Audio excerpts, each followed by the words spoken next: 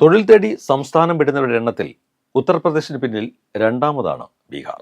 ഇത് ഉയർത്തിക്കാട്ടിയായിരുന്നു ഇന്ത്യ മുന്നണിയുടെ വോട്ടർ അധികാർ യാത്ര. ഓരോ കുടുംബത്തെയും കയ്യിലെടുക്കുക എന്ന ലക്ഷ്യത്തോടെ അവരുടെ പ്രഖ്യാപനവും വന്നു. ഒരു വീട്ടിലെ ഒരാൾക്ക് വീതം സർക്കാർ ജോലി എന്ന വാഗ്ദാനം. നിതീഷ് കുമാറിന്റെ സർക്കാർ തൊഴിലില്ലാത്തവർക്കുള്ള അലവൻസ് മാത്രമാണ് നൽകുന്നതെന്ന് ഇന്ത്യ മുന്നണി പറയുന്നു. പിന്നാക്ക വിഭാഗങ്ങൾക്ക് 10 ന്യായ വാഗ്ദാനങ്ങളും അവർ നിരത്തുന്നു.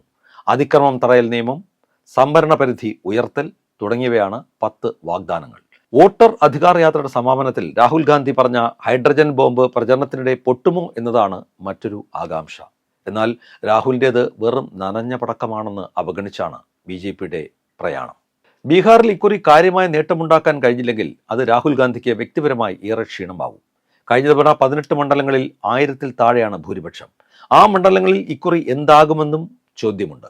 ബീഹാറിൽ ഒരു തോൽവി BJPക്ക് ചിന്തിക്കാനേ കഴിയില്ല. കേന്ദ്രത്തിൽ ഒറ്റയ്ക്ക് ഭൂരിപക്ഷമില്ലാത്ത BJP ബീഹാറിന്റെ ബലത്തിൽ കൂടിയാണ് മുന്നോട്ട് പോകുന്നത്. അതുകൊണ്ട് തന്നെ ജയത്തിൽ കുറഞ്ഞൊന്നും ചിന്തിക്കാനേ കഴിയില്ല.